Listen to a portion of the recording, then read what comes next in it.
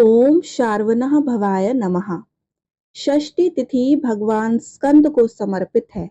शुक्ल पक्ष की षष्ठी के दिन श्रद्धालु लोग उपवास करते हैं और षष्ठी तिथि जिस दिन पंचमी तिथि के साथ मिल जाती है उस दिन स्कंद षष्ठी के व्रत को करने के लिए प्राथमिकता दी गई है। इसलिए स्कंद षष्ठी का व्रत पंचमी तिथि के दिन भी हो सकता है। स्कंद षष्ठी को हम कंद षष्ठी के नाम से भी जानते हैं।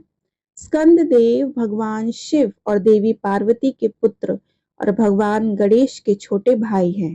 भगवान स्कंद को मुरुगन, कार्तिकेय और सुब्रमण्यम के नाम से भी जाना जाता है। भगवान कार्तिकेय को मुरुगन के नाम से जाना जाता है क्योंकि इनका वाहन मोर है। माँ दुर्गा के पांचवें स्वरूप स्कंद माता को भगवान कार्तिकेय की माता के रूप में जाना जाता है। नवरात्रि के पांचवें दिन स्कंद माता का पूजन करने का विधान है। इसके अलावा इस षष्ठी को चंपा षष्ठी भी कहते हैं क्योंकि भगवान कार्तिकेय को सुब्रमण्यम के नाम से पुकारते हैं और उनका प्रिय पुष्प चंपा है। भगवान स्कंद शक्ति के आदिदेव हैं। भगवान कार्तिकेय की पराक्रम को देखकर उन्हें देवताओं का सेनापति बना दिया गया और इस पर्व पर भगवान मुरुगन की आराधना के से मान सम्मान, शौर्य, यश और विजय की प्राप्ति होती है। इस अवसर पर भगवान शिव और माता पार्वती की पूजा का भी विधान है। इस तिथि पर विधि पूर्वक व्रत करने से संतान सुख की प्राप्ति होती है और रोग, दुख, दरिद्रता से भी मुक्ति मिलती है। विधि पूर्वक व्रत करने के लिए सबसे पहले प्रातःकाल उठकर स्नान आदि के बाद नए वस्त्र धारण करें। तत्पश्चात भगवान कार्तिकेय की प्रतिमा की स्थापना करें और दक्षिण दिशा की ओर मुख करके पूजन करें। पूजन सामग्री में घी और दही को अवश्य शामिल करें। इसके बाद भगवान मुरुगन की आराधना करें और मंत्र जाप करें। मंत्र क्या है? ओम तत्पुरुषाय विद्महे महासैन्य धीमहि तनो स्कंदा प्रचोदयात्। व्रती को मांस, मदिरा, प्याज, लहसुन का परित्याग कर देना चाहिए। ब्राह्मी का रस और घी का सेवन कर सकते हैं और रात्रि को जमीन पर सोना चाहिए। आइए सुनते हैं स्कंद के जन्म की कथा। एक बार की बात है, असुरों सुरपद्मा और उनके दो छोटे भाइयों सिंहमुख और तारकासुर द्वारा देवताओं को कठोर यातना दी गई।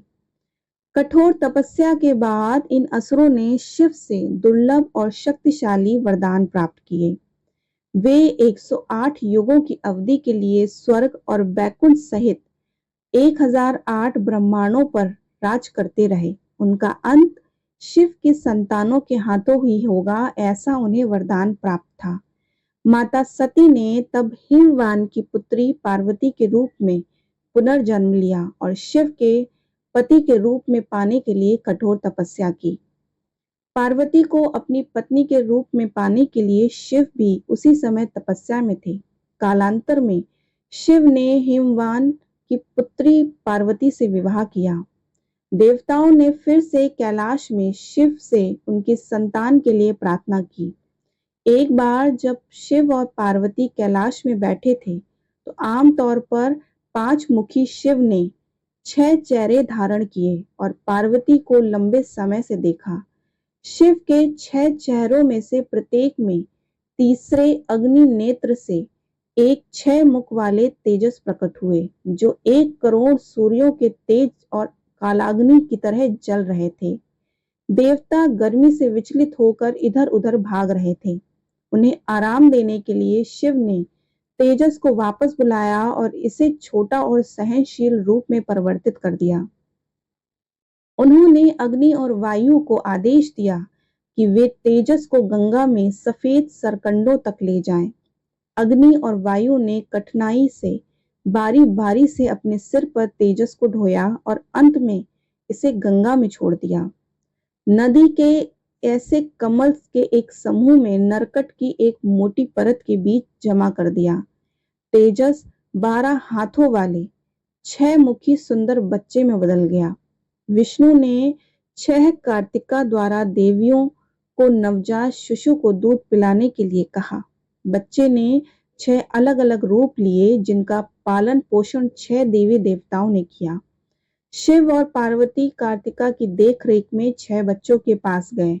पार्वती ने 6 बच्चों को एक साथ गले लगाया और इस प्रकार स्कंद का जन्म 6 तेजस्वी चेहरों और 12 हाथों के साथ हुआ। स्कंद के 6 अलग-अलग चेहरे 6 अलग-अलग विशेषताओं को दर्शाते हैं। पहला चेहरा दुनिया को घेरने वाले अंधेरे को दूर करने के लिए प्रकाश की शानदार किरणों का उत्सर्जन करता है। दूसरा चेहरा अपने भक्तों पर कृपा दृष्टि की वर्षा करता है। तीसरा चेहरा ब्राह्मणों और अन्य पुजारियों का अनुष्ठान करते हुए और सनातन धर्म की रक्षा करके परंपरा को बनाए रखता है। चौथा चेहरा यह रहस्यमय ज्ञान है जो दुनिया को नियंत्रित करता है। पांचवा चेहरा लोगों को नकारात्मकता से बचाने वाला ताबीज है और छठा मुखी अपने सभी भक्तों के प्रति प्रेम और दया को दिखाता है। स्कंद पुराण के अनुसार नारद नारायण संवाद में भी स्कंद षष्ठी व्रत का उल्लेख किया गया है। ये व्रत संतान के जीवन से सारी परेशानियों को दूर कर देता है और आने वाले संकट भी कोसों दूर चले जाते हैं। इसी के साथ बता दें कि संतान प्राप्ति की इच्छा रखने वाले भी के लिए भी यह व्रत बहुत ही महत्वपूर्ण माना गया है।